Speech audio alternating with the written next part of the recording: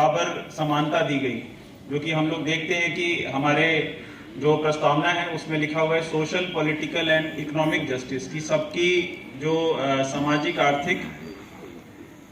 और न्यायिक जो न्याय है वो सबको प्राप्त होगा, सब उस मामले में बराबर होंगे। तो सभी को एक वोट देके पॉलिटिकल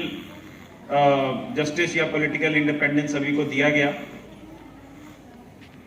अब सोशल और इकोनॉमिक जो जस्टिस देने का काम है उसमें हम जो सरकारी महकमे के लोग हैं, हम लोगों का बड़ा योगदान रहता है। विभिन्न प्रकार की योजनाएं चलती हैं, विभिन्न प्रकार के सरकार स्कीमें लाती हैं, जिनका प्रयोजन ये होता है कि सभी को खाना मिल सके, सभी के घरों सर के ऊपर छत हो, सभी के पास साफ पानी हो, जो मूलभूत जो सुविधाएं हैं वो सभी को मिल सकें। और उससे संबंधित अधिकारी मुझे यहाँ पे दिख रहे हैं जिनका कर्तव्य यही है कि ये सभी को इंश्योर हो। तो मुझे लगता है कि हमें दूसरा जो सामाजिक न्याय की बात है वो हम लोग अपने आचरण के माध्यम से समाज में लागू कर सकते हैं। जैसे हम लोग अक्सर जो जातिगत भेदभाव या किसी प्रकार का जो भेदभाव कभी कभी हमारे आचरणों में भी आ जाता है, उससे अगर हम परे रह के अगर अपने समाज में दिखाएं, तो क्योंकि यहाँ बैठे हुए जितने भी लोग हैं वो सब ऐसे लोग हैं जिनको गांव में या शहरों में लोग उनको मानते हैं, लोग उनको फॉलो करते हैं। तो अगर आप अपने आचरण में उस चीज़ को इंक्लूड करेंगे कि हम जातिगत भेदभाव या किसी प्रकार के भेदभाव से परे रहेंगे,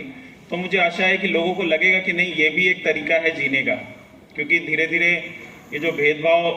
जो है वो बिल्कुल हमारे जीवन में इस प्रकार से घुस गया है कि हमें अब लगता है कि यही एक तरीका है। तो मेरा आप लोगों से आग्रह है कि जब भी आप लोग समाज में जाएं, अपने गाँव में जाएं, तो इस प्रकार से व्यवहार करें कि ये जो जातिगत इत्यादि जो भेदभावपूर्ण जो चीज़ें हमें कभी कभी देखने को मिल जाती है वो धीरे धीरे से हमारे समाज से दूर हो। तभी जाके हम अपने संविधान में ये सामाजिक, आर्थिक, सोशल, पॉलिटिकल एंड इकोनॉमिक तीनों जो इक्वालिटी है उसको हम लोग पा पाएंगे। वो इस